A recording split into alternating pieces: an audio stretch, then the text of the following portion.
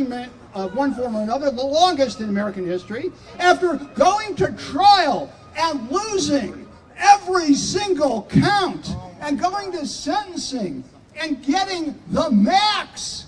And I'm here to say, we won.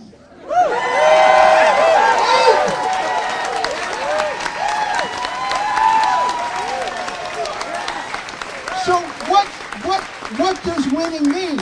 Winning to Chevron, it had nothing to do about a bullshit case. Winning to Chevron meant crushing Steven Donziger.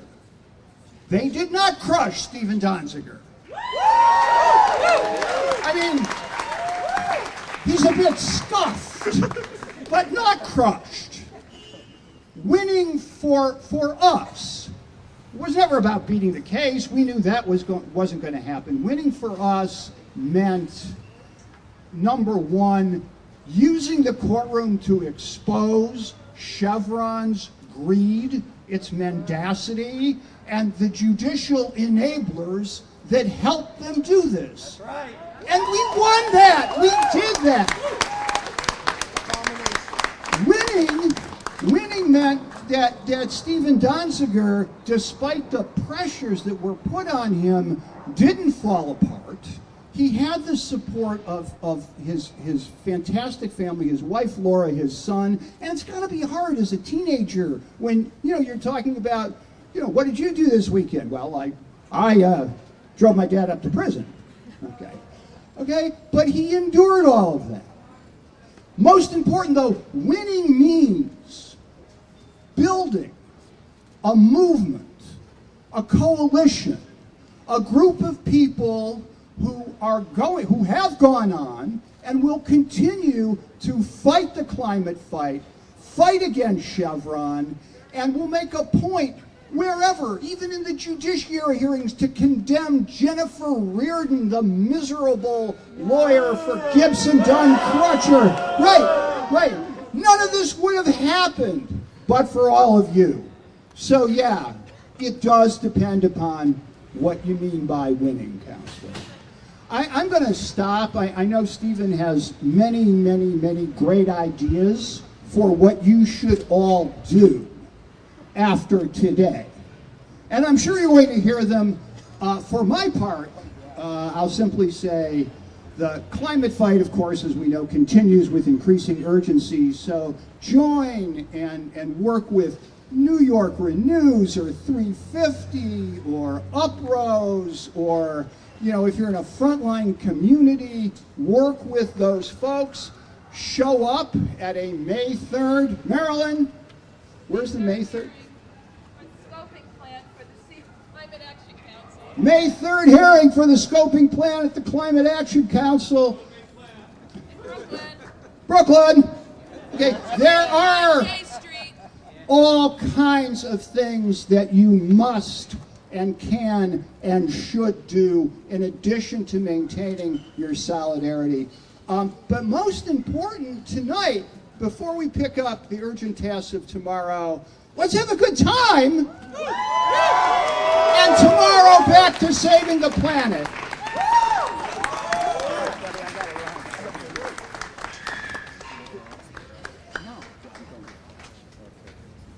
Thank you, Ron. As always, pleasure. Next up, I want to ask Marty to say a few words. Try to be a little more economical than Ron, please.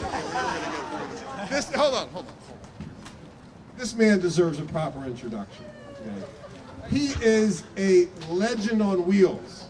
Okay, a legend on wheels. He just got back from several weeks in Rwanda, doing various work, political, legal, and visiting his granddaughter.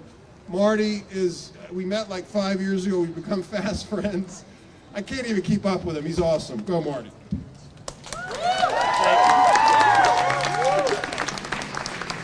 Back in 1993, I knew Steve as a lawyer. Back in 1993, I knew Steve as a lawyer who had represented people at Rikers Island and then wrote a book about it. So he's already established in the New York scene as someone who had an extraordinary commitment. And then in 1993, he went to Ecuador. And what he saw in Ecuador changed his life. And what he saw in Ecuador in those few days lead to today. If you walk around Ecuador and you saw Chevron's destruction, and you saw the children killed, and you saw the environment destroyed, and you recognize you're trying to fight against a company that has millions and millions of dollars and is totally determined to squash you. But when Steve saw that, he understood that he had little option, that this made him do something that was going to define himself for the rest of his life. And for the rest of the life, his life, whatever he saw there stays with him today. I'm going to just be brief and a little serious if I can. There was a wonderful poet, Anna Akhmatova, and there's a poet called Requiem. And she's standing outside a prison in Stalin's times, and hundreds of people are lined up. Their sons, their husbands are all in this prison. And all they can do is stand there, and they stand there in order to let the government know that someone cares about these people. That's all. That's the only way they can indicate anything. And they stand there for years, and the lines are 200, 300 people long, and they just stand there, and their reward is getting up there. And then on the line, a lady turns to the person who turns out to be this poet, and the woman says to Akhmatova, "Can you describe this?" And Akhmatova says, "Yes." And then the next line is, "A smile crossed what once had been her face." And that poem went throughout the world and had an echo. And Steve did the same thing. And what Steve learned from people like Havel, from people like Mandela, is that you do something if you think it's right. And you don't ask the question, what's going to happen tomorrow? You know that if you do something right, and you can get other people to be motivated by that, you don't have to waste your time in predicting what you can't predict in any event. I knew Havel after jail, I knew Mandela before jail. Steve has many, many of those qualities.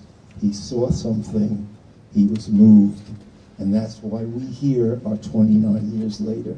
Congratulations to Steve and to all of you for supporting him.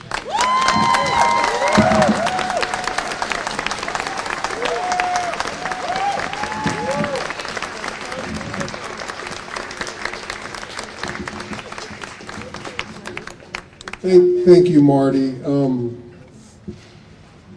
You know, part of this journey was I had to go to federal prison for 45 days.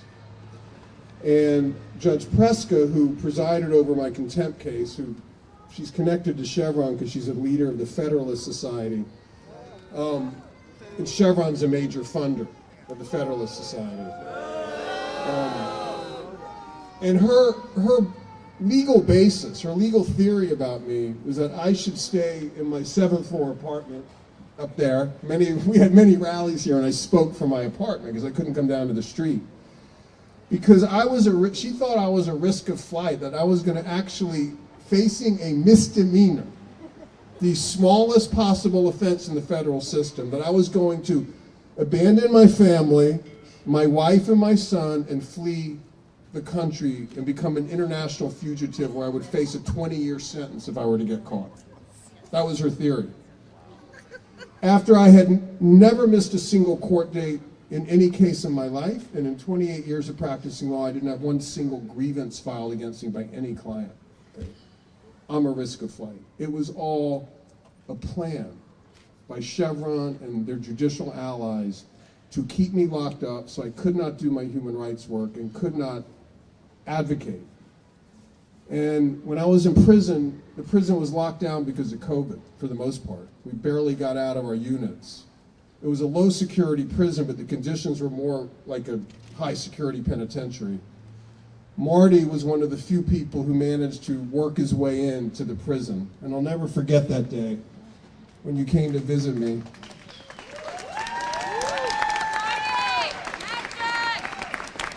You know, I tried to look as sharp as I possibly could. They give you khaki shirt, khaki pants, boots. You know, for a visit, you get it all ironed, and you try to look sharp in the context of an institution that tries to totally strip you of your identity. In any event, I was so nervous about that visit. More nervous because, like, what are these people going to think when they see me in, like, these prison khakis after seeing me like this for so many years? And Marty got in. They tried to keep him out, by the way, which he hasn't even experienced in the most repressive societies in the world when he's gone to visit prisoners. And he came in and he gave me a kiss on the forehead. Appreciate that, sir. I went to see Steve at the prison, and I got there at about 9 in the morning, and I said, I'm here to see Steve Donziger. And they said, okay. They kept me until about 10 o'clock. Then at 10 o'clock, they said, you can't find him.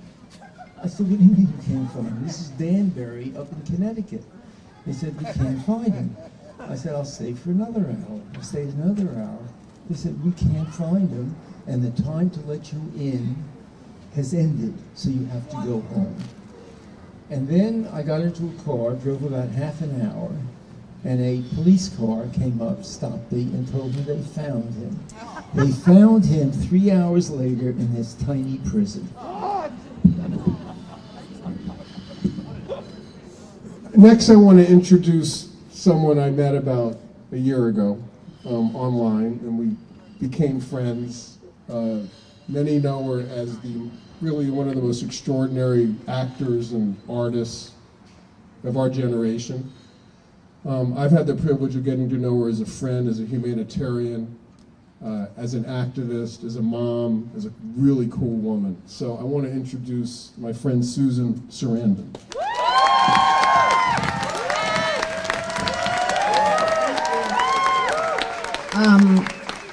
We did meet online. He's the only person I have met online, I'd like to say.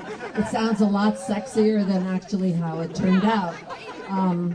We didn't swipe, we just talked. And like everyone else, when I heard the story, I just couldn't believe. I kept thinking there must be something that I don't know that would explain this miscarriage of justice, that somebody for representing the voiceless in the Amazon after the greedy Chevron had dumped on purpose all this toxic waste, killing indigenous people, poisoning their water still to this day. How possibly could they be, because of a laptop and a phone that was refused to be turned over, how could 993 days of house arrest with a bracelet around your leg and losing your means of support, your job, your license, all of these things, I was like, seriously, there's got to be something else. And that, in fact, is what everybody said to me when I started to talk about this and post things online, because as you can expect, there was a complete blackout in terms of mainstream media. I see a lot of friendly faces here of people who've tried to get out the word over this period of time, sources of independent journalists that have interviewed Stephen, interviewed me, Marianne Williamson, anything that we could try to get people, not only for Stephen's sake, but because of what it means to our democracy, to our system of justice, to our environment, and what it means in the future for any lawyer or activist who tries to speak for the voiceless. You know, we're all not using plastic straws, and meanwhile Chevron is dumping and has had absolutely no accountability. So today is a joyful, joyful day because finally Stephen's out. I don't know what he's going to do. I know that when I first got my first cordless phone, I kept standing next to the phone the exact length of what the cord was for at least a couple weeks, because it took me a while to reprogram myself. So I don't know, Stephen. We've got to keep an eye on him, how he's going to deal with all this freedom all of a sudden. Put a bell on you or something. But I want to thank everyone that's here, and I also want to say, as everyone else has said, this is just the beginning of the next phase, because we have to make sure that this story doesn't go away. This was a godsend in some ways, and of course, Steven's family and Steven paid the price, but it did make this conversation possible in the most dramatic way, and we have to keep that conversation going because we know that the attention span of news is very short, and we're not going to get very much help from mainstream anything. And what we have to work towards is now, you know, protecting Steven and his family and also making sure that this doesn't disappear and that Chevron has to pay something. You know, it's clear. I mean, it couldn't be more dramatic what's happening to those people. And this is just one example of people that have been taken advantage of and whose land has been raped and pillaged and poisoned, and it has to stop. And so this has been a test case of how everyone responds, how we fight it, how we reach out to each other. And this is a wonderful community right here, and I want to thank you all for being part of that community. I want to thank Steven for inspiring us all to do the right thing when we can. And you know, a lot of these cases start with smaller people who are, I forget the name of the woman who now is facing 8 years in jail for... Jessica Resnicek. Yeah, that's a big, big chance that she took.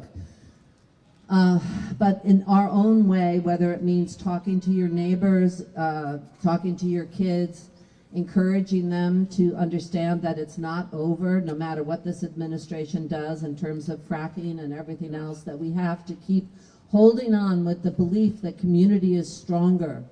It's not going to come from the top. It never has, and it definitely isn't going to come now. So it's going to be up to us, and you all have shown up, and there's power in showing up. That's about, I mean, that's what I'd like on my grave, except I'm not going to have a grave, but anyway. I'm just going to, you know, be cremated or something. But anyway, if I had a grave stone, then I would just like to see she showed up. And like, thank all of you for doing the same.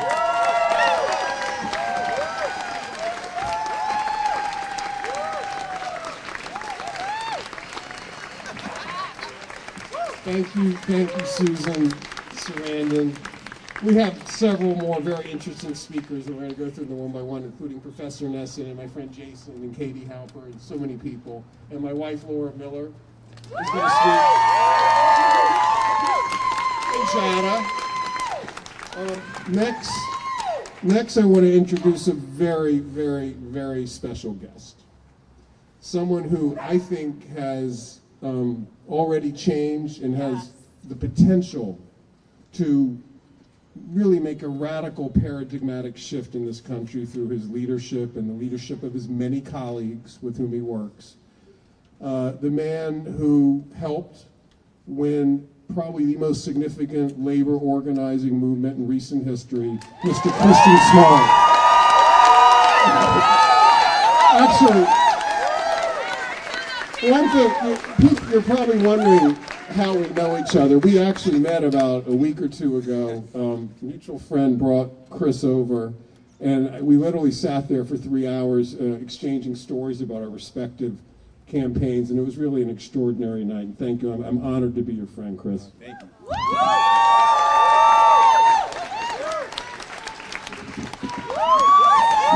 Sure, you all win, right? Hey, there's a couple of Amazons we gotta take down, so you started it off. I'm gonna finish it. Yeah, thank you all for coming to this space today, and I'm glad to share this. You know, getting away from the campaign for a couple of hours while we're making history as we speak over there in Staten Island. Yeah, as Steve mentioned, yeah, we met just a few weeks ago. It's been a whirlwind of events, as you can imagine. April 1st, when we made history, you know, everybody and their mother's been calling our phones, and it's been crazy. I've been trying to do media, trying to be organizing, trying to take care of my kids, and trying to have a little bit of a social life. So it's just great to finally get away from a bus stop because I was at a bus stop for about a year, and to be here and share this space and share this experience with the community and with the world, that's what the labor movement needed, and that's what I think we all needed as a community. So, you know, this is a moment and a window of opportunity for everybody. You know, the pandemic was not just life or death. It was really a higher power saying that the world needs to stop and people need to pay attention. And you had a choice to make. If you go back to what you think was normal beforehand, you pretty much just meeting your fate, your ends meet. You're not living for a purpose. And when you think about the pandemic that happened in 2020, the world stopped. You had a moment right there to make a decision. What am I going to do for my future, for my children? And when Amazon fired me, it was a no-brainer. I had nothing else to lose. I just lost everything. I lost my health care. I lost my income, my main source of income. And it's the middle of a pandemic. I'm not getting hired anywhere. And I got fired on TV. So who the hell was hiring me? I'm the whistleblower. And I said, you know what? You know what? Fuck it, I'm unemployed. So I took that moment and I said, you know what? I don't want my kids to grow up and go through this. And Jeff Bezos made that, he even signed off on this smear, you know, calling me not smart or articulate, ironically to make me the face of the whole unionizing efforts. I said, okay, noted. That noted, you know, and then I met my brothers and sisters, my brothers who I actually work with, they directly work underneath me, Derek Palmer, Jordan Flowers, Gerald Bryson, who got his job back 2 years later. Just got his job back. That's what organizing do. It gets your job back. So my brothers and I, we traveled the country. We started here in New York at Jeff Bezos' $196 million mansion, or 96, whatever it's worth. We know how much. And we traveled the country, went from the East Coast to the West Coast to Seattle, and we advocated for workers' rights. We included different movements, the Extinction Rebellion. We included the Our Revolutions, the Black Lives Matter, the climate issues. We included everybody. We called ourselves the Congress of Essential Workers, TCOEW. And when I traveled the country, I noticed one thing. I only been organizing for 2 years, y'all. As you can see, I'm still learning. Traveling the country, and I'm realizing one thing. And I know it's going to hurt to say this, but when I realized this, it wasn't really as much solidarity as I thought it was. It's just plain and simple. It was divided. No matter what state I was in, what city, what town, trying to get people out for a cause that I thought was important was a struggle. I can tell you now, some of my rallies, I probably had about 10 people there. And it's true. And I have no shame in that. My team knows how I am. I said, if we're going to rally on that day, we're going to do it. We don't give a damn who shows up. And we did that. So when I realized how divided the country was and how these movements are divided, I realized the bigger picture. That's what they want us to be. That's what the billionaires want us to be, divided. They're reaping our benefits. They're reaping our labor. They're destroying our lives. They're killing us. They're firing us. They're destroying the Amazon, the real Amazon. They're building more Amazons. You know, that's what we saw. And they increased their profits. But fast forward to now. Because guess what? Right now, we in the revolution. You said it again. Right now, we in the revolution.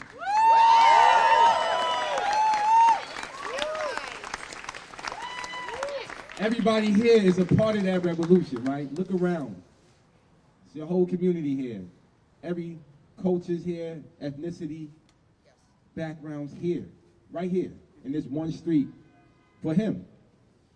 And y'all know, if y'all see the community here, y'all see the power of people when they come together, we shut shit down. Nothing they can do when we come together. And when I brought ordinary workers from Amazon, from different parts of the country, from Arizona, from Florida, from New Jersey, from California. They came to New York to organize in Staten Island. We realized Amazon can't beat us. No way, no amount of money, no amount of union busters, no amount of millions of dollars y'all spend on consulting firms. You cannot beat the power of the people. And we voted. We voted democratically. And people can say, oh, it was a fair election. It wasn't fair. We had to defeat so many odds. Y'all gonna have to wait for the documentary. But I'm telling you now, this shit was crazy. Crazy. But we won. We won by 500 plus, and y'all all witnessed that. There's no taking that back. So they can have their 25 objections of bullshit, because it's all fabricated. I don't know what they suing the government, the NLRB interfered. They said it was a low turnout. Y'all ain't complaining about Bessemer, but it's a low turnout now because y'all lost. Yeah. Take the L, and guess what? This Friday, April 29th, 2 dubs was. I'm telling y'all right now. We gonna win. Again.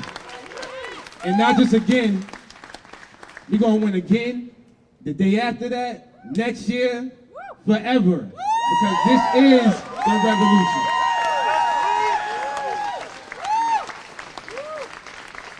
And if we don't get it, and if we don't get it, and if we don't get it, and if we don't get it, and if we don't get it,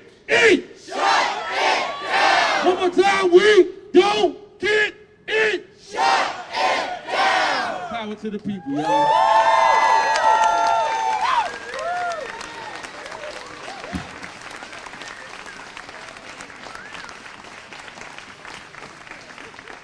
Wow, Chris, thank you so much for coming. And I just want to say, when Chris said we won in a union election that was rigged by the company, they won anyway. And it sort of resonated with me because the people of Ecuador, the indigenous people of Ecuador won. Okay? In a trial process that was structured to favor the wealthier corporation, and they won anyway. We won, okay?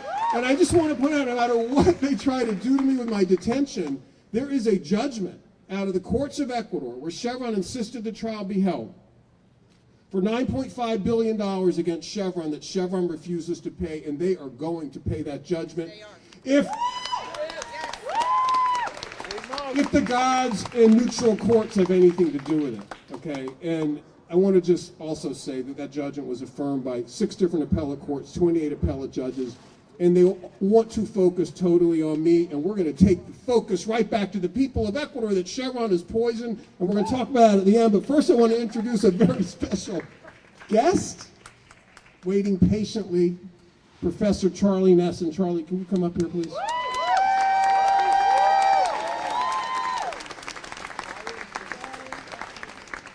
This is a crazy story, okay? First of all, thank you for coming. Pleasure. When I was in law school a long time ago, okay, Professor Nesson taught me evidence in law school. We didn't know each other personally then. He was my professor. I was a pretty mediocre student, to be frank. A few years ago, we became reacquainted through this case. Charlie invited me to speak to his class on a couple of occasions up at Harvard, and he has dug into this and represented me, along with other lawyers, on a number of matters that are just critical to the well-being of me and my family and the people of Ecuador, and I'm so deeply appreciative, and thank you for coming.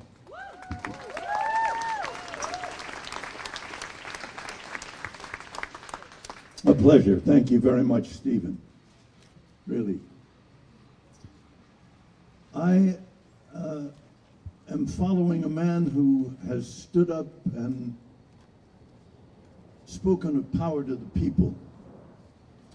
My focus as a teacher is on the American jury. And Stephen's case stands in my mind as the case of the century with respect to no trial by jury, even though the state was free and easy taking his liberty. Jury is the expression in our Constitution of the power of the people. And Stephen's been denied it.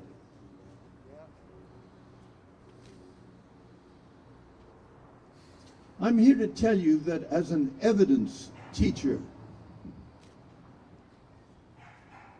the narrative that has taken Stephen down, that he is guilty of bribery to win the verdict for the indigenous people of the Amazon, I'm here to tell you that that is a constructed lie. Yes.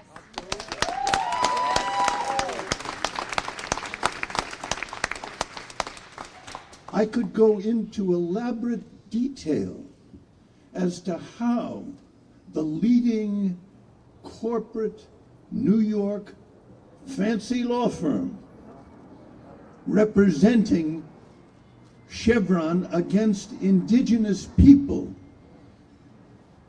constructed the demonization program that they embarked upon that led to Judge Kaplan's finding that Steven Donziger was guilty of bribing the judge.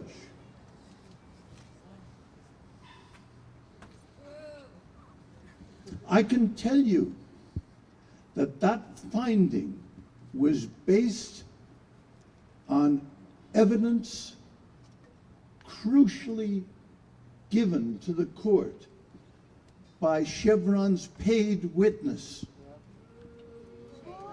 subsequently discredited, and even Judge Kaplan does not stand behind this finding at this point. He himself, when later Stephen came forward with impeachment, said that his judgment stood regardless of the bribery finding, and therefore he didn't need to consider the impeachment of Guerra, the one witness who testified to this supposed bribe, which has no external corroboration to it whatsoever. The whole case turns on a supposed moment in a cafe in which Guerra, the paid Chevron witness, testifies that he suggested to Stephen that the judge would rule his way for $500,000.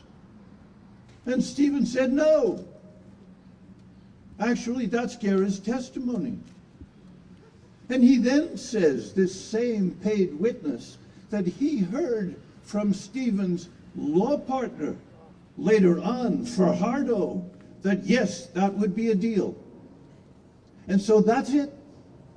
No money ever passes hands, no external corroboration, exists beyond the testimony of this one witness. And that's the basis on which Judge Kaplan convicted him in a civil proceeding without a jury of bribery. Shame. Shame. Charlie, what was Guerra's background?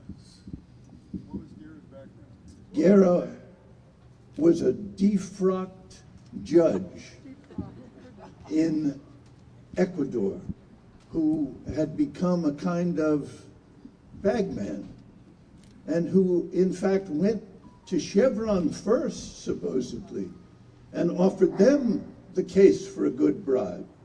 And then, one thing to understand, this witness was prepped by the Gibson Dunn lawyers in 52 separate sessions before he testified. So this is constructed testimony. This is testimony that's designed to take him down. And they make hay out of the fact that he didn't contest this finding on appeal. Why not? Well, again, into the mysteries of RICO, but the fact is, Donziger was not, in fact, tried for bribery. The judgment against him was not a judgment for bribery. It was this racketeering thing. And so the fact is that the bribery finding is not appealable. The judgment is appealable, not the preliminary finding. And so this whole picture of Donziger changes radically if you imagine that he didn't bribe. No, actually, Stephen, did you bribe to win this verdict? No. There you go. There you go. There you go.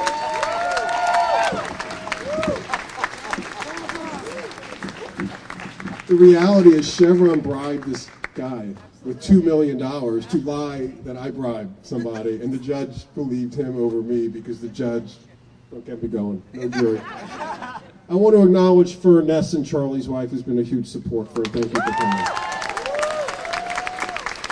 Now we're going to go a little faster with some quick 2-minuters from some people, and then my wife Laura is going to speak, and I'm going to speak to wrap it up. Then we're going to dance a little bit. Lindsay Boylan, Lindsay and I are new friends too. Lindsay is one of the courageous women who called out Governor Andrew Cuomo for some of his inappropriate behavior. We became friends over that. Lindsay. Well, I'd like to say we also met online, and I think we bonded over the idea of evil. And I never really thought much about evil in the world because I'm a really optimistic person. But when you live in a system that has designed the entire legal process to victimize people who are just trying to help the most vulnerable, just trying to save our environment, it's evil. And in fact, we have some of the same lawyers making up stuff, smearing people. Chris has faced the same thing. That is what evil is. That is what corruption is. And unfortunately, it all too often wins the day. And that's because powerful forces are so big and so confusing that we forget that they've been designed to make us fail. We forget, or we don't know, that the entire courtroom has been bought by a corporation. We forget that the richest man in the world has bought our public square today, in fact.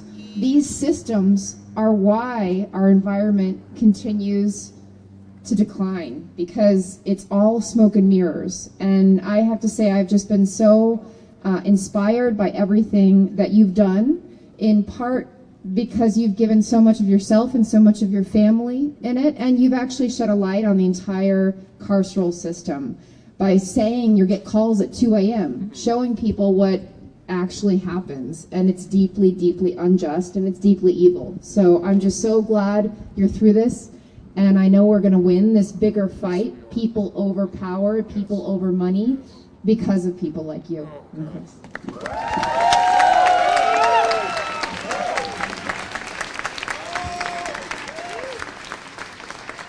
Thank you, Lindsay. And I just want to say that I was prosecuted not by the U.S. government. They refused to prosecute me. I was prosecuted by a private corporate law firm that had Chevron as a client. Can you imagine?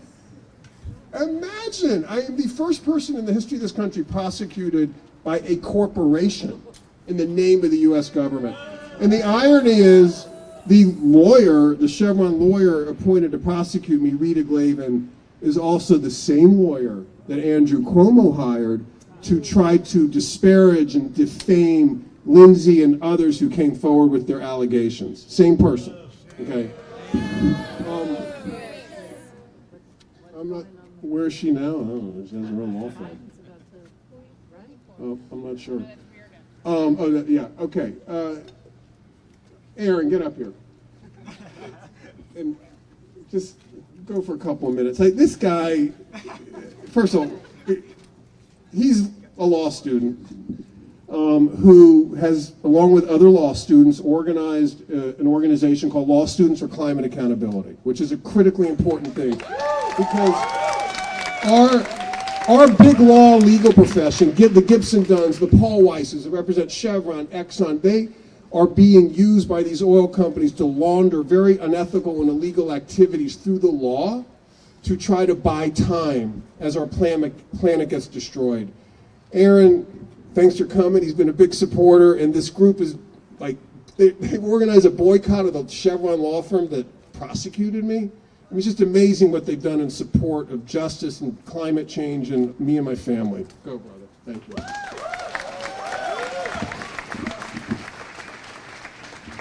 Hi there. As Steven said, I'm a soon-to-be graduating law student, and I'm here today speaking as one of the many law students I know who look to Steven Donziger as a model for the kind of lawyer we aspire to be.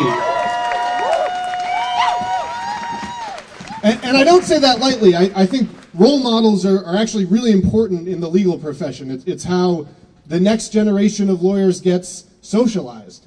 And in our law schools right now, the models that are foisted on us do not look like Steven Donziger, right? We are taught to celebrate law firms like Gibson Dunn and many others that serve as the indispensable right hand of the rich and powerful in this country, that are aiding and abetting corporate crimes against humanity, against indigenous communities, against the future of life on this planet.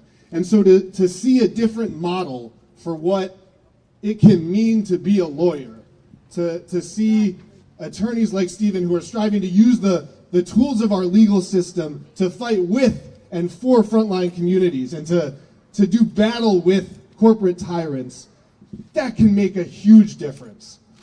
And of course, if you happen to be one of those corporate tyrants, that difference represents a really unacceptable threat to your power. And that, of course, is exactly what this prosecution has always been about, right? Chevron knows that by attacking Steven, they are serving a whole bunch of their interests. They are attempting to grind out that alternative example of what the law could and should be. And they're sending a message to communities and advocates alike that taking on these vulture corporations, it's just not worth the risk and the cost. And that is an awfully intimidating message. I know when I first heard Steven's story as a 1L, as a first-year law student, I felt a pang of personal fear to see what this fossil fuel industry will do to destroy its opponents. And we can imagine a lawyer looking to Steven's persecution and thinking twice before deciding to challenge these corporations in the future. But looking around today, seeing this beautiful, joyous celebration, it is very clear that Chevron and Gibson Dunn fucked up. Right. Chevron wanted to make an example out of Steven Donziger so that when the next Amazon Chernobyl hit, all of us would be too fearful to follow in his footsteps. But by elevating a role model for us to look up to and emulate, Chevron's leaders may have done just the opposite. They may have inspired all of us and a generation of future lawyers to follow Steven in working to build a movement so powerful they can't possibly silence us all. Congratulations.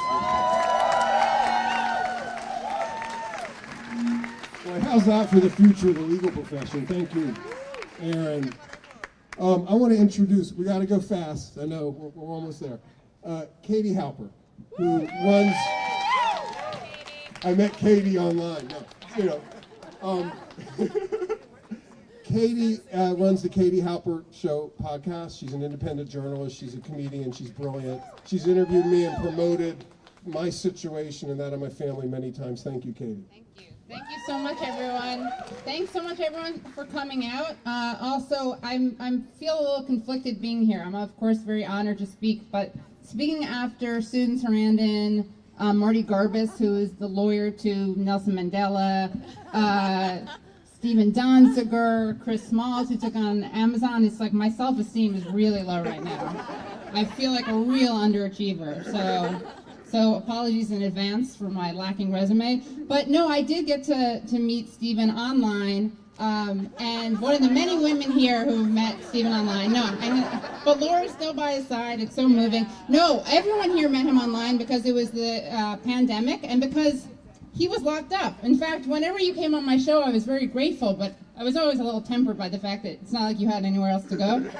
But in all seriousness, Chevron has blood on its hands. We have to remember this, right? This is a very joyful day, and we should all be celebrating. And we also have to remember that Steven Donziger was locked up because his crime was going after Chevron and successfully suing them for poisoning indigenous people in Ecuador and their water, causing birth defects, cancer, death, and environmental destruction. And the only people who have paid for that, despite this judgment, the only people who have paid for that are people who have died, who have gotten cancer, who have been persecuted and prosecuted, like Steven Donziger. And Steven is the first one to tell you that his case pales in comparison to the losses that the people of Ecuador have gone through, and we need to remember that. And the other group of people, besides all these lawyers and judges who have blood on their hands, is the media, because the media was totally silent about this. They're complicit in this. They really do share a lot of responsibility. I can count on two hands the number of people in the media, and shout out to Status Coup, who's here tonight, shout out to Breaking Point, shout out to The Nation, shout out to The Intercept, shout out to Susan Sarandon, Marianne Williamson, people who use their voices, because there was a deafening silence, and we cannot permit that to happen. And then the third group that has blood on its hands, you see I'm being very socialist and, redistributing the guilt among many. The third group that has blood on its hands are the politicians. Where are Gillibrand? Where's Gillibrand? Where is Senator Schumer? And where is Charles?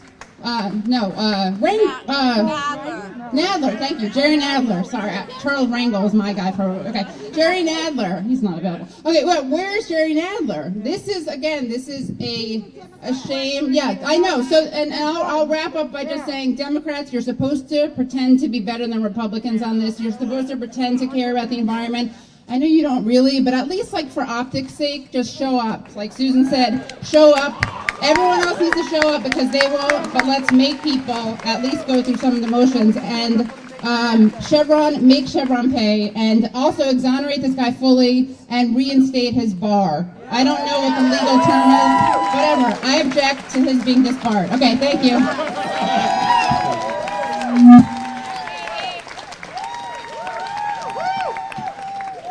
Great.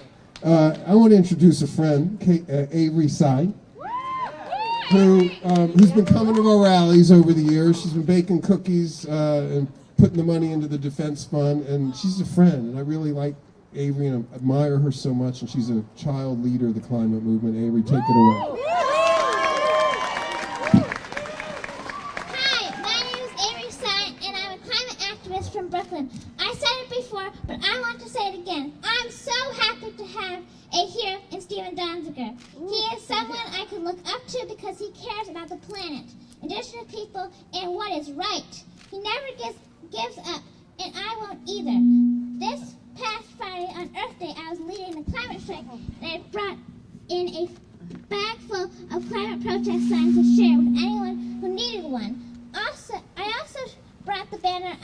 made that says Chevron poisons kids. But when I pulled it out in front of the head of my school, she got upset and told me I had to put it away. I put it away. Later, I told her that it was true that Chevron poisons kids with their massive oil spills around the world.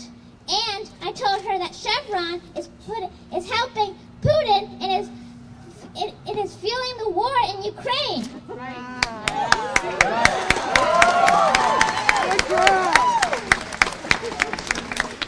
She didn't care, but I know the truth. Steven stands for the truth, and so do I. The truth is Chevron is polluting the world, and people are dying. I'm going to stand up for the truth. We will not be silent. Another world is possible.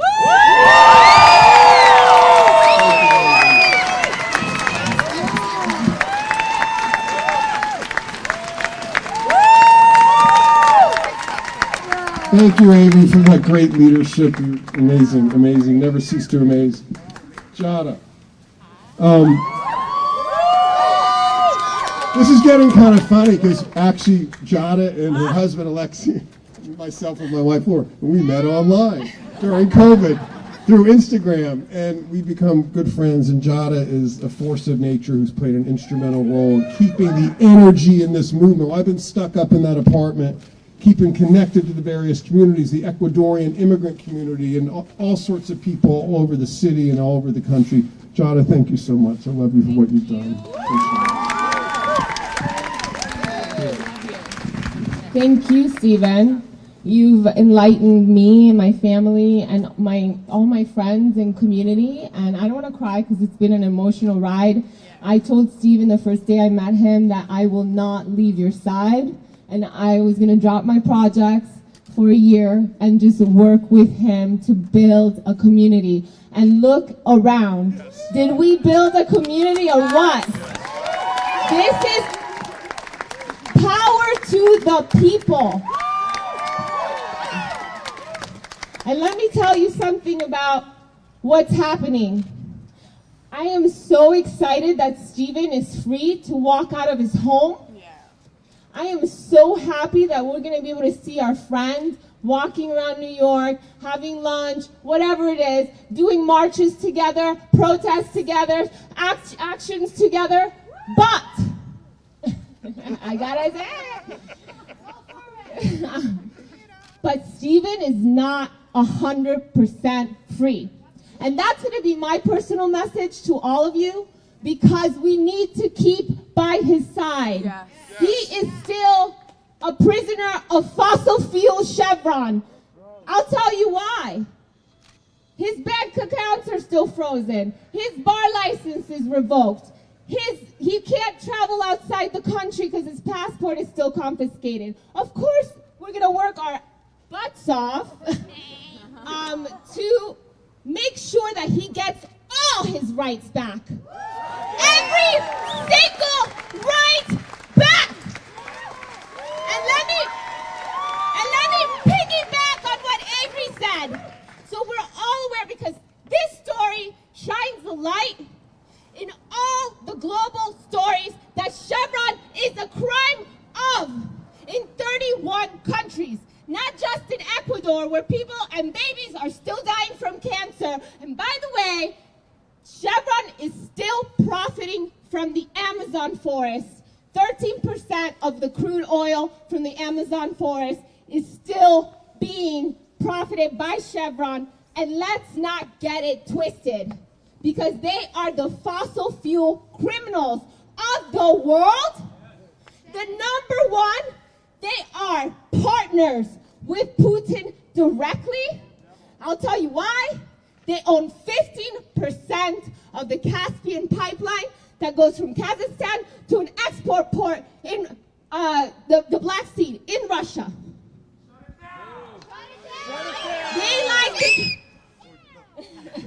They like to try and say that that's not true, that it's not their crude oil in the Caspian pipeline, but they own the pipeline. They are transporting Russian oil. They are funding the war in Ukraine directly. So when we talk about present global issues, this case, Steven's story, the Ecuadorian Amazon story, shines a bright, shiny light on all the other crimes around the world, and I encourage you all to look up Dr. Nan Greer's Global Destruction Report, a forensic report that highlights every single crime and every single case they are a part of in 31 countries. And let's not forget this, Gibson Dunn and Crutcher, the law firm, is the mastermind of these crimes. So they are almost worse because they are also Amazon's lawyers, not the florist.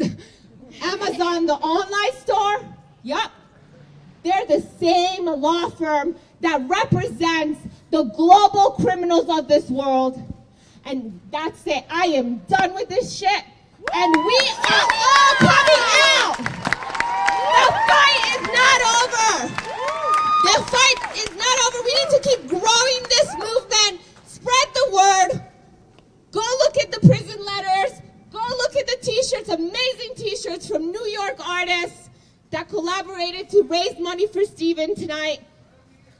That's right, James. Come over here if you want. But this is a real community, New York local community. We need this back in this city. We are so divided. We need to come back together and really grow these people's movement. We're all anti-fossil fuel, but we all need to come together and fight the big fight. Love you all. Thanks for coming.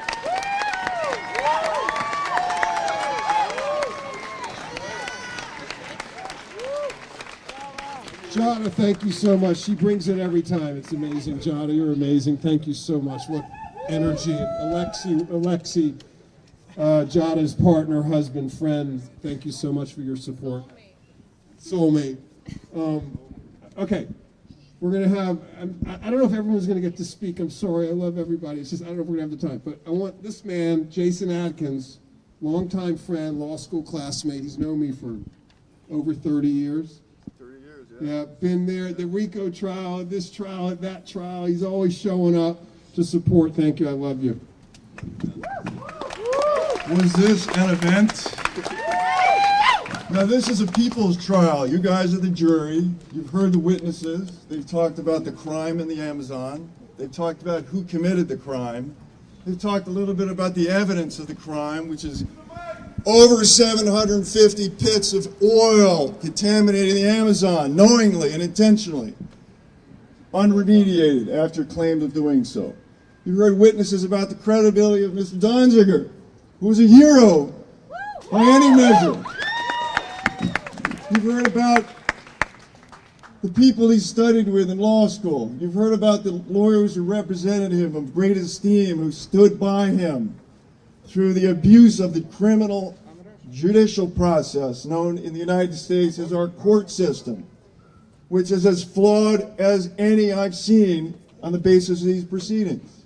And you've heard about that from credible witnesses, professors, civil lawyers, advocates, and we also heard from the future Harvard Law student talking about how they're organizing other students, modeling Steven as the lawyer they want to be, and organizing students to shut down interviews with firms like the ones that have gone after Steven, mercilessly and outside the norms of judicial proceedings. This case is really a model of anomalies, if you believe in the rule of law. If you believe there are rules that are followed and adhered to, there are 5,000 anomalies from that rule of law here. But the reality is this exposes that our system is anomalous. That is, it is not what it purports to be, and that the only person who suffered from this outrageous eco-crime are the indigenous people in Amazon and their advocates. Thank you. This man is a hero. I'd like to give hurrah here. Hurrah, hurrah, hurrah!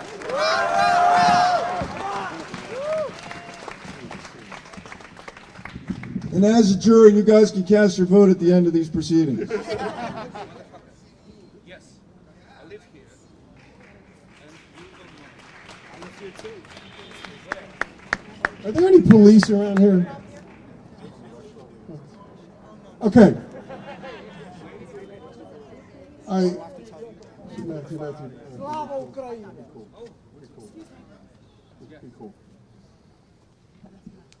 Let's not get distracted. I want to introduce my wife, Laura Miller, who we've been together 18 years. And obviously, when you get hit with what we've been hit with, it creates... Are there police here? We could use a little security back here. I don't know if there are police on the edge. Xander, can you go help, please? In any event, thank you. Let's get back to business. My wife, Laura Miller, wants to say a few words. Our family, by the way, is Laura. It's me. It's our son. It's our son Matthew, who's 15 years old. So proud of you, man. Here's Laura Miller.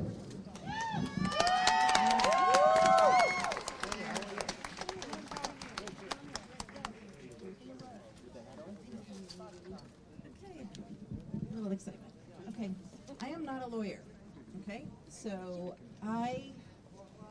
Okay, I am going to read something. I'm not an actress either. I can memorize things. I found this line, and it just summed up everything that I experienced over the past, well, let's just say 3 years. Let's not go beyond that. It says, if you don't walk your true path, you won't find your true people. This just sums everything up for me. I have never in my life been on such a roller coaster ride. At first, I was just in disbelief. I was frightened. I felt like I was living in a movie that just didn't have an ending. Every time I walked out of our apartment, I just wanted to scream. How could everybody be just going about their lives and we were just living in this altered existence? So instead of being an activist, I retreated. And I stayed really close to home. And I couldn't explain to my friends what was going on. It was so outrageous. They kept saying, but why? Like, that's not fair. I'm like, I don't know. I don't know. And it was Steven who said to me that in order to survive this ordeal, I needed to build a community. I needed to surround myself with people who care, people who understand, and people who wanted to help. And I realized he was right. The people who have walked through our door, and there have been a lot, attended endless Zoom calls, donated to our legal fund, reached out to Matthew and I when Steven went to jail, carried me. I have never experienced such kindness. People who I know have full lives, have their own issues, took time out, whether it was legal advice, advocacy, or just checking in to see how we were doing. I found strength in all of you, and I really found strength in our building. We have an incredible community.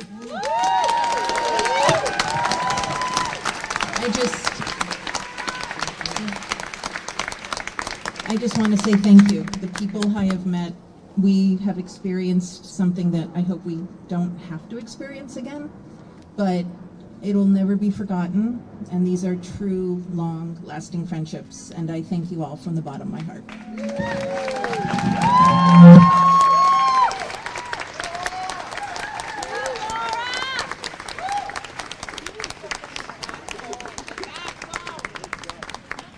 Thank you so much. My son has the shy bug, unlike me.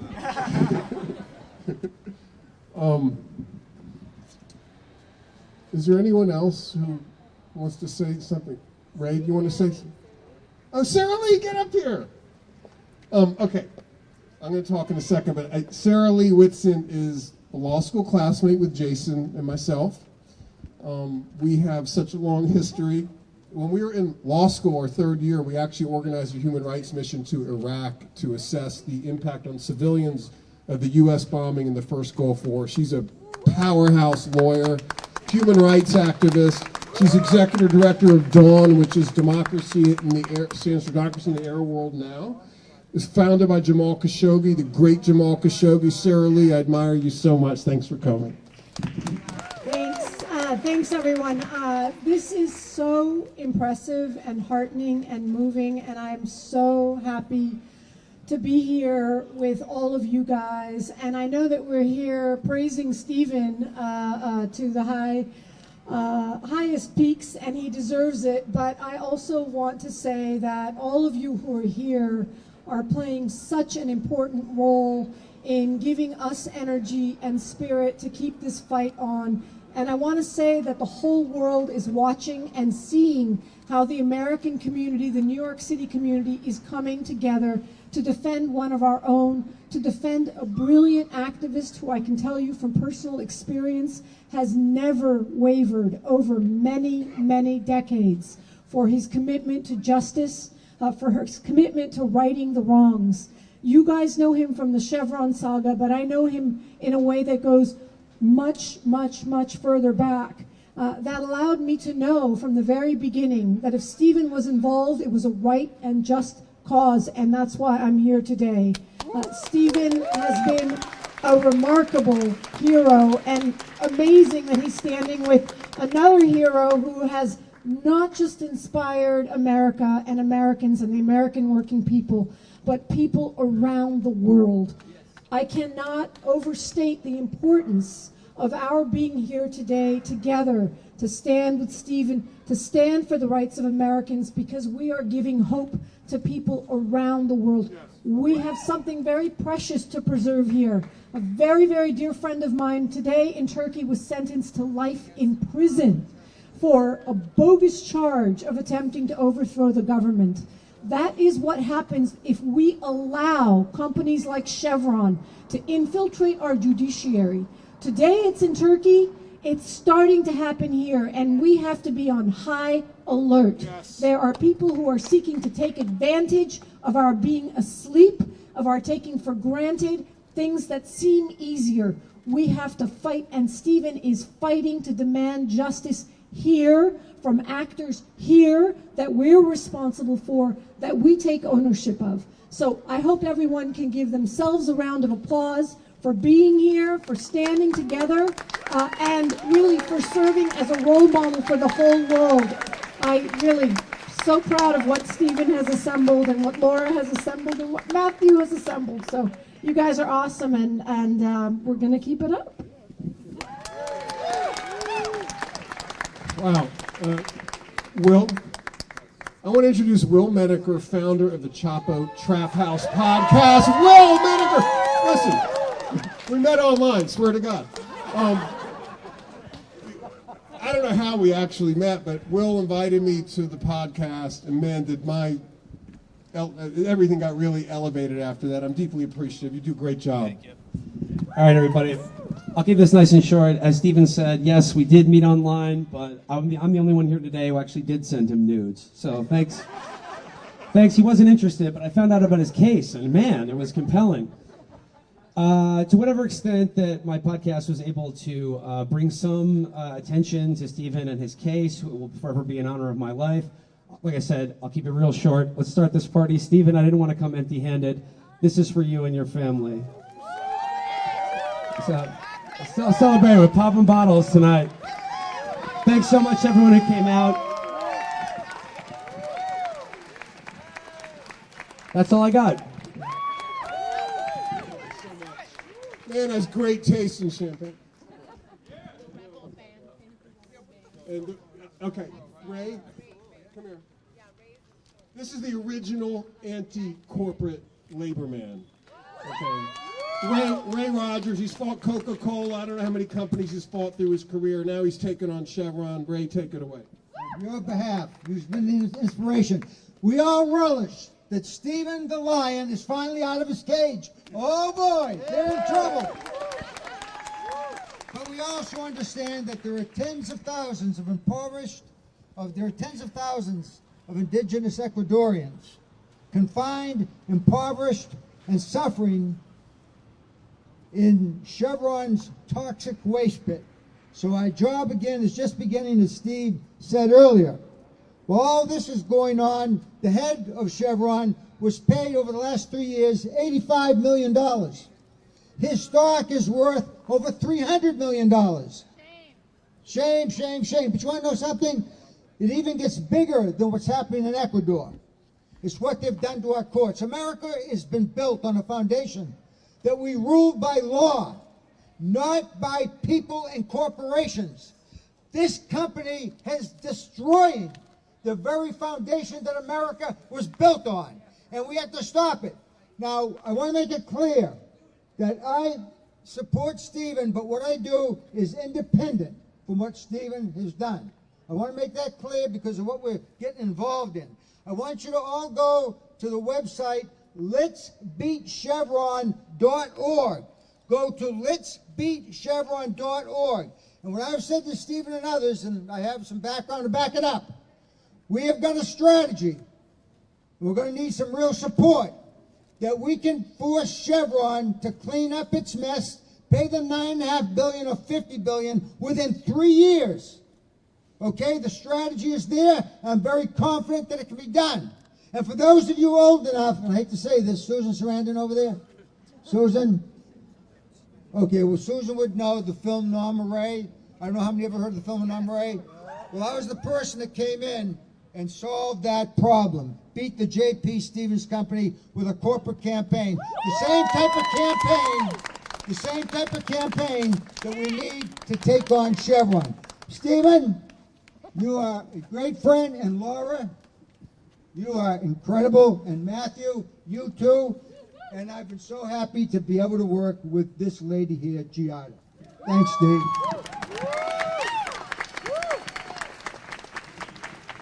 Thank you. I'm going to say a few words. Is there anyone else? Okay, here we go. I just want to say we're going to make a lot of billionaires nervous today.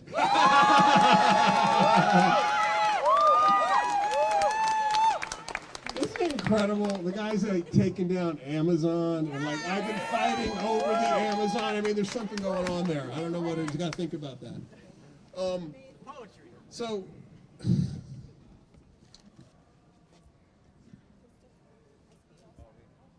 Christopher. Oh, excuse me. Christopher Espinosa from Ecuador? Yes, By way of Queens, man. Part of the great Ecuadorian immigrant community here in the New York area. Chris? Hello, everyone. So my name is Christopher Espinosa. I'm from Queens, New York. I'm Ecuadorian. Queens has one of the biggest Ecuadorian populations in the country. And Stephen, I was there in Washington when we had the press conference. I was there outside of downtown Manhattan. We had actions in Queens as well. And something that I really want to stress today is that there is a fierce urgency of a now. There is a fierce urgency for social justice. There is a fierce urgency for environmental justice. There is a fierce urgency in continuing to pass legislation to protect our communities. But the challenge continues to be that we still have big corporations that violate laws in our country, that violate laws all across the globe, and they need to be held accountable. What Chevron did to Ecuador is an atrocity. What Chevron did in Ecuador is an atrocity. They need to be held accountable. They owe money, billions of dollars, to the people in the Amazons. People died, people continue to suffer, and pollution is still a major issue. And the work that Stephen does, the work that Chris Smalls has done, they are heroes because they continue to inspire the next generation of a movement that holds these big corporations accountable. Whether it is Chevron, whether it is Amazon, we still need to continue to do this work. So thank you all so much. Really appreciate it and appreciate it. Thank you. Yeah, Chris, thank you so much. It makes me, of course, think of all the people down in Ecuador. It's crazy. I can't even believe this, but I've traveled to Ecuador over 250 times from New York. In the course of 20 plus years, trying to help move this case along, I feel like it's a second home. I meet Ecuadorians all over the city, all over the place. It's just an extraordinary bond that we have. And, it really reminds me how much we need to focus now, shift gears a little bit, focus on the people of Ecuador who have sat there for my 993 days of detention, still with no relief from the world's worst oil poisoning in history. It's called the Amazon Chernobyl.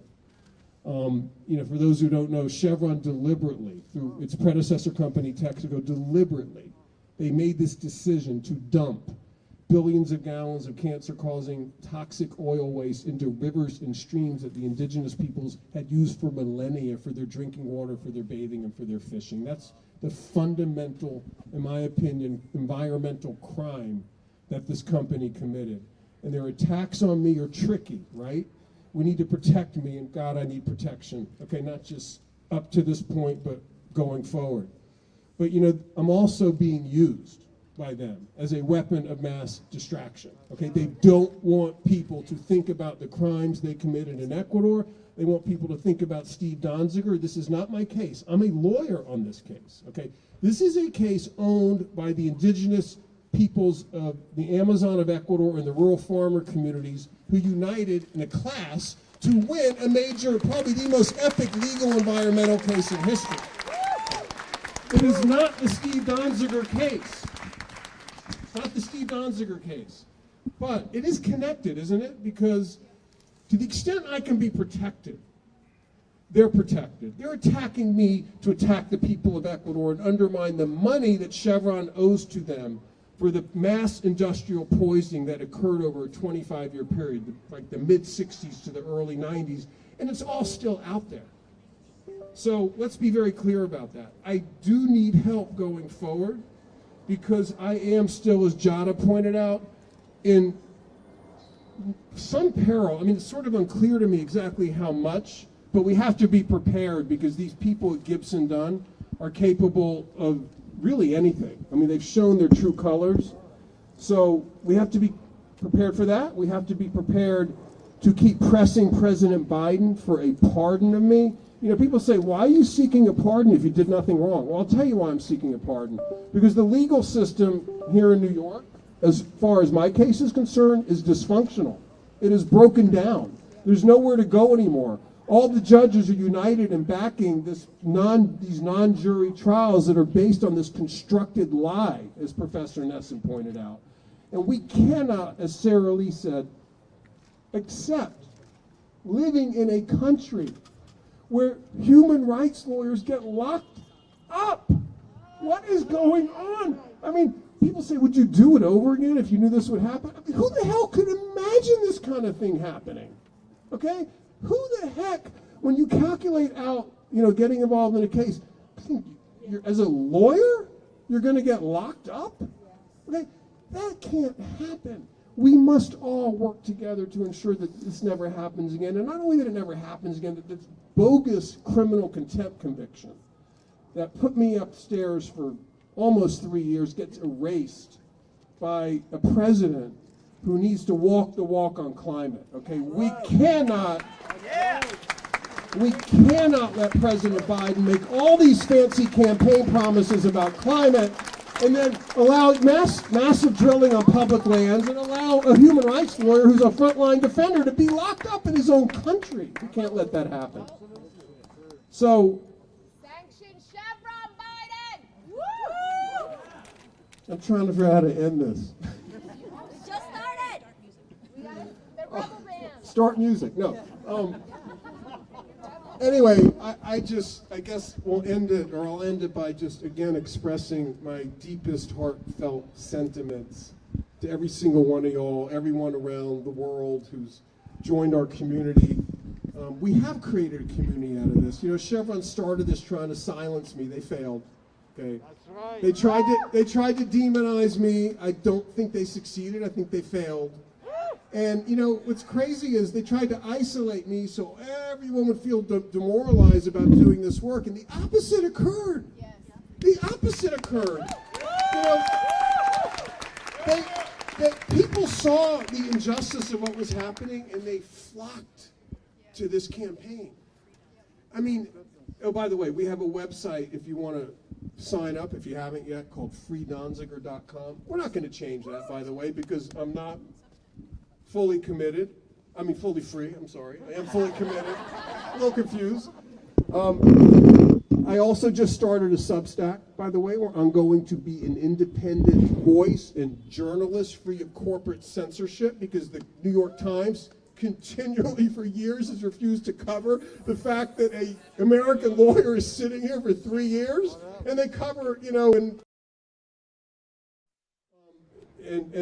you know, we're going to keep moving. You know, we're going to keep raising funds both to protect me and also so the Ecuadorian people can work with their legal team to figure out how to enforce this judgment against Chevron's assets so they can get their land cleaned up, okay? So please stay engaged. It's not over. We're moving on to a new phase.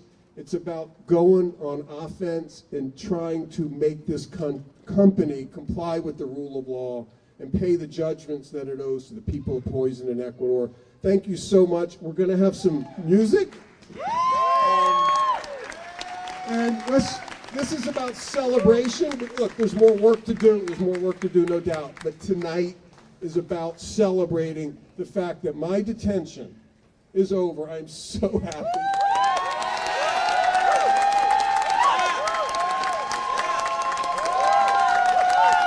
Thank you so much.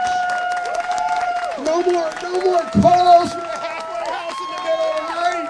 I'm not going to have to go to sleep tonight thinking I'm going to get a call at 2 or 3 in the morning to go do a check-in. I can't believe it. I got a call at 5:20 this morning, by the way, the last day. Okay. Anyway, thank you so much. I love you all.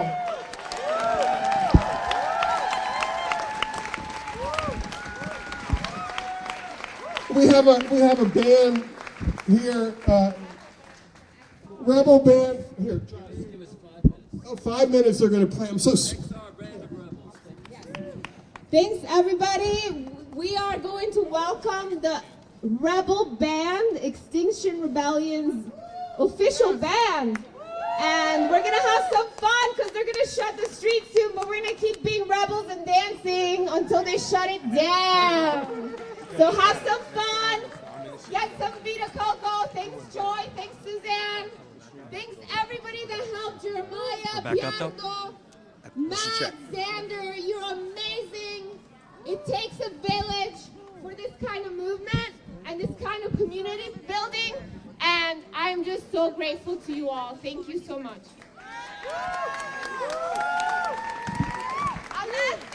Alexi's here. He flew all the way from Czechoslovakia for this. He's an amazing activist from Europe. Get to know him. And I went also to Ecuador. I went also to Ecuador to see the pit. Yeah, it was crazy. I'm going again on Wednesday. Hey folks, Jordan. That was a whole lot of people speaking. We're gonna try and speak with Steven and some others. We're gonna try to speak with Steven and others. We're also live simultaneously on Katie Halper's channel, so that's exciting. There's a whole lot of people here, and honestly, the energy is not just the energy, but there's a real spiritual feeling going on of excitement, happiness, relief, and I would also say justice. Obviously, this should have never happened, but justice that he's now finally out. So we're in a kind of tight space, so bear with me. Smash the like button, share this live stream. Again, they're going to have a band starting soon.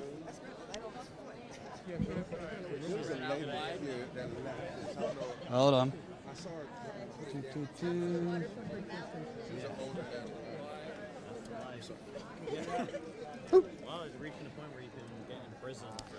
Anybody, hey, we're live. Anybody want to talk about your feeling here? It's just disgusting. I think money is the root of all evil. But I think the main thing that was shown here today is that even all that power that Chevron has and the big corporations have, it can't beat the human spirit. Let me ask you, because there was a lot of folks that have been around the block, a couple older people that were speaking about decades of fighting Chevron. And as a young person, what did you kind of get from the older generation who's been fighting this for 30, not just Chevron, but the climate destruction and the corporate corruption, et cetera, et cetera? Well, I think just that it's nothing new. And for many decades, they've been able to sweep it under the rug. And I think that this just shows that people are willing to sacrifice themselves, and they're willing to take a metaphorical bullet to take these big corporations down. And what they tried to do with Steven was they tried to make an example out of him to say, hey, look, if you stand up to us, this is what will happen to you. And a lot of people said, hey, we don't care. We're gonna step in the line, and we're gonna stand up to you guys. And that's what I saw. What's your name? Alexander. Thank you, Alexander. Thanks so Appreciate much. it. Absolutely. Sorry, I think the scariest thing is the fact that we can get in trouble for speaking up. Whether it's in the court system, it's just coming out and trying to defend people, journalists, everyone's getting in trouble. So the more we just don't care, come out and speak up and back each other up. And these sources of underground hidden media, not the corporate media, that's all just going to be paid for and sponsored. Sing that, because YouTube's been trying to hide us for years, so I'm glad you mentioned that. I recall, this activism isn't new. And it's just, we're getting more and more people involved, and I do think there's power in people and the numbers, and now with social media, it's kind of hard to keep people quiet. Can you talk about also, he mentioned the New York Times. I was just going to say that. Well, this is revered all over the world, like the paper of record, yet they intentionally buried this story when they could just walk like 20 minutes to his apartment. I mean, they seem in on kind of the cover-up here. It's all a web. When you follow it, the source is money, is power. And whoever is at that source is going to fractal out. So no, the New York Times is not here. In fact, I recall for the Keystone Pipeline, it took about 1,220 something of us to get arrested for 2 weeks straight, for there to be a little bit of news coverage, and to try to ban that pipeline going up. The fracking movement, the non-GMOs, how much do we have to vote and say no? And yet things aren't being done our way. There is no democracy. It's just pretty obvious. Hell, at Standing Rock, even when dogs bit protesters, they barely covered it. No, they didn't. So I'm just, thank you for being here and showing the world, what the corporate media isn't. Absolutely. And lastly, what does it say to you? The Biden administration could have stepped in ages ago on this. Obviously, they're going after Julian Assange. They talk a lot about freedom of press, democracy. They criticize Russia, etc. But they literally, Congress people were writing letters to the Attorney General to free him. Months ago. 20 Nobel laureates wrote to free him. The UN spoke about it. And selective hearing, I believe, I'm Ecuadorian. I was born in American, but I'm Ecuadorian, and I've been to the Amazon, and it's heartbreaking. I'm so glad. I really think this is gonna start a new momentum. Right. I know that. And what's your name? Belle Gonzalez. Thank you, Belle. Appreciate it. Absolutely. Hey, Will, can I get you for a minute? Oh, yeah, sure. This is Will of Chapo Trap House fame. You guys, I've listened to you often.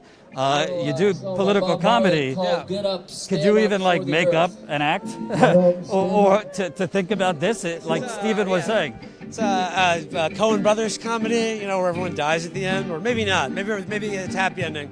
I guess the comedy here is that the state can keep you in your apartment for 1,000 days, and then when you get out, they're like, "Hey, can I have a party?" And they're like, "Sure." Climate activists over there. Sorry, yeah. The song also goes. What does it say to you that obviously? Okay. And everywhere else we're fighting injustice, environmental injustice. What does it say to you that all we hear about is democracy, democracy? Russia's the boogeyman, which I can disown what they've done, but at the same time, Biden's administration could have stepped in here. There were letters through the Attorney General from Congress people. Crickets, same thing with Assange. Well, to echo a lot of what other guests tonight have said, when I first heard about what was going on with Steven's case, that a lawyer was being prosecuted by a private law firm that represents the very corporation that he won a civil judgment against, that the state attorney general declined to prosecute.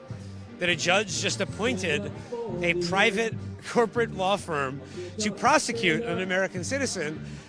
The fact that no one was talking about it and just reading that sentence alone sent a fucking chill up my spine, because I had a very like profound sense that this was a very grim vision of the future, and that like if this is allowed to happen and like just bit by bit people just are sort of conditioned to accept things like this happening, then we will have been removed of our Bill of Rights entirely. That there will just be like, there will only be like law and order dictated by and for corporations only. And like, I mean, that's the truth about, you know, are we a democracy or not?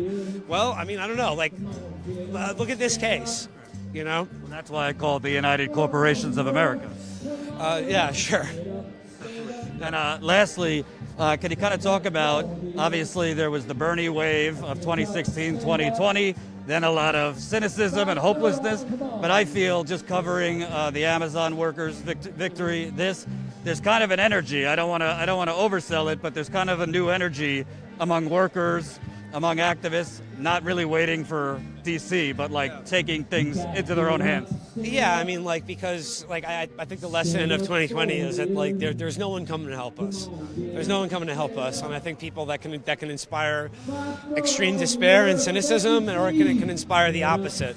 And I think in all of us there's some mix of both, you know, rationally and reasonably. But whether, you know, it's Starbucks, Amazon, yeah, like there are very encouraging signs about people who are, you know, or organizing to just do what they expected their elected leaders or expected to be protected from. What at least I don't know, but like I will say, it does feel good to occasionally experience a bit of good news or a W for the good guys. I hear you. Thanks, man. Thanks. Will Menaker, Chapo Trap House. Thank you. So before I wrap up the live stream, because we're going to do some recorded interviews, I want to remind people of something, not to take anything away from this amazing celebration with Steven. Today is important for other reasons. Today is the 8-year anniversary of the Flint water crisis, which is still a crisis. Just like the media buried what went on with Steven Donziger. Remember, the media basically descended on Flint for 2 weeks in 2016 and then left. And since then, it's basically been Status Coup, a couple others, covering one of the biggest humanitarian disasters, but also government cover-ups of this century. Ty was with me in Flint many times. I've been there almost 20 times. And there's a connection here because this was about Chevron, a billion-dollar corporation, basically going on a corporate jihad against a human rights attorney. So that the money wasn't the biggest thing that they didn't want to pay. They didn't want to give an inch. They didn't want to open that Pandora's box. That if you actually had a justice and Chevron was made to pay for what they did in the Amazon in Ecuador, what comes next? The people would be empowered to go after other corporations, not just for environmental pollution and genocide, but a whole lot of other things. Once the people get some victories, then that's what the oligarchy is afraid of. They don't want you to get hope. They don't want you to get momentum. They don't want the spirit that you see out on this street. They don't want you to feel that. And the same thing happened in Flint, Michigan, because this was a privatization scheme. It was a privatization scheme to create a completely unnecessary new water pipeline and use the city of Flint, majority black, as guinea pigs while that new pipeline was under construction. And yeah, we'll just throw them on the Flint River. Sure, General Motors has been dumping their shit in there for a century. And all sorts of, I mean, if you lived in Flint, you knew. You don't fuck around with the Flint River. I mean, there have been dead bodies floating in the Flint River. And the media covered it for about 2 minutes. Rachel Maddow got acolytes for doing a town hall there. And then they moved on. When I eventually write a book or we do a documentary, I could show you email after email after email of me going to major media outlets and saying, hey, I got documents from the criminal investigation showing that the governor of Michigan lied about when he first knew about a deadly bacteria going through that water. They said, is there a Trump angle? I'm not shitting you. Is there a Trump angle to this story? I said, no. This was actually under Obama, but no, this happened under Rick Snyder, the governor. They didn't want to cover it. When I actually got reporting and evidence that Snyder's top officials erased their phones before the launch of a criminal investigation. Couldn't get any outlet to cover it. Credit to The Intercept, who published it. When I got reporting that the governor's top advisor was going around to Flint residents who were sick and offering them payoffs to stay silent, fucking crickets. Only outlet I could get was Vice. Credit to Vice. When I got evidence that the prosecutors, the original Flint team of prosecutors, that they were gunning for involuntary manslaughter against Governor Snyder. Involuntary manslaughter against the governor, but they were fired by the current Attorney General. Those prosecutors were fired by the current Attorney General.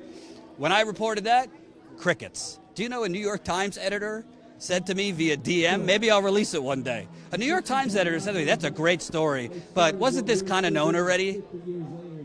A New York Times editor says to me, that's a great story that the governor of Michigan knew 16 months before he told Congress. Perjury is still a crime in America, I believe. He knew 16 months before he told Congress that there was a deadly waterborne bacteria going around killing people in Flint. And he knew 16 months earlier than he told the public. A New York Times editor told me, wasn't that already known, kind of? No, you fucking idiot. I'm bringing it to you in documents. It wasn't known. They didn't want to cover it. You want to know why? Because it had nothing to do with Trump, Russia, Stormy Daniels, or whatever other bullshit that was getting them new subscribers. Not that Trump was bullshit. Plenty of reason to cover him. But last time I checked, the New York Times got a lot more resources than Status Coup.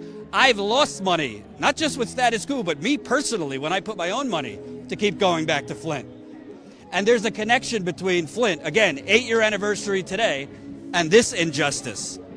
Because let me tell you something. Steven Donziger might technically be free, but he's not free, okay? He's been disbarred. He's been nearly bankrupted. The mental damage to sitting in an apartment and federal prison for 993 days, they took something from this man's life. The damage done to his wife and kid. And the people of Flint are not free. Because when I go there, I don't rely on the cherry-picked data that the state of Michigan puts out there, including from the Democratic governor now. I go there and I talk to the residents. They show me the rashes they're still getting from that water. They show me that their hair is still falling out when they shower. I smell the water as of 6 months ago. It smells like shit. But they say it's safe. They say it's clean. We broke a couple years ago, which, by the way, Newsweek magazine killed the story the same week it was supposed to be published. I bit my tongue. I went into the corporate headquarters of Newsweek magazine and was going to do it with them because, hey, if I can get it in a big mainstream outlet, maybe it would get around. Maybe people would care again. And they killed it that week, saying, we don't think you had enough data. I had 35 residents of Flint on the record. I knocked on doors at the time with Jen, who was with Status Coup. We knocked on 400 doors over the summer and fall. Ty shot some of it. It was hot. It was hot. And you want to know something? We found that Snyder's environmental department was going into homes and they were flushing residents' lines, their water lines, right before putting the sample bottle under, aka flushing away the lead to get artificially low levels and declare it over. And then he shut down the water pods. There's a connection between this and Steven, because people could technically be not in prison or out of house arrest, but that doesn't mean the oppression against them is done. The residents of Flint in a settlement, they're getting less than the price of a used car for brain damage to children, massive behavioral problems to children, learning disabilities to children, adults. I have friends that I have gotten close with, sources that became friends, have cancer now. I have friends that died from this water. Yeah, Tony Palladino, basically the image of Flint. 60 years old, just died of COVID. Well, let me tell you something. COVID could kill people, but if you're already badly immunocompromised with spots on your liver and your health is failing because you drink poison water, COVID will kill you a lot easier. So, what you always say, if they let it happen in Flint, it's going to happen, and then you just look at this story. If you normalize what happened in Flint, and that's why 8 years later I'm still screaming about this, and I'm still covering it. When it's normalized in Flint, poisoning a community, covering it up, and then leaving the community to slowly die. Because make no mistake, when we knocked on doors a couple years ago, every block we went, we'd knock on a door, somebody would open. I'd say, hey, do you know if this person that didn't open the door is, do they still live here or whatever? Oh no, they recently died. We're talking 30-somethings, 40-somethings, 50-somethings. No history in their family of cancer. I met a woman, Amanda, in Flint. I think she was 30-something. Perfect. Her health was perfect before the water crisis. She got, they went into her home, they flushed her pipes right before taking the sample. She thought it was normal because like, oh, well, it's the state environmental department. So I trust that they're doing it the right way. They showed her 0 lead in her house. She developed thyroid cancer, and I don't even know if she's still alive. She was pretty sick when I last interviewed her. No family history of thyroid cancer, no health problems before the water switch. We don't know how many people died there because they didn't have a registry for years. So we don't know who died of cancer, kidney failure, liver disease. They're not following it because what you don't look for, you won't find.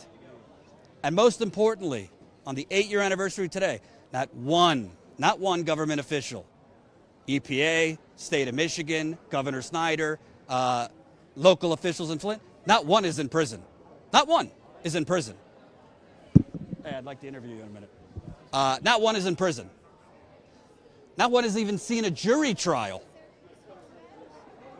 So I'm going to stay on this story. I'm going to stay on Steven Donziger's fight too, because just because he's free physically doesn't mean he's been disbarred. He's nearly bankrupt.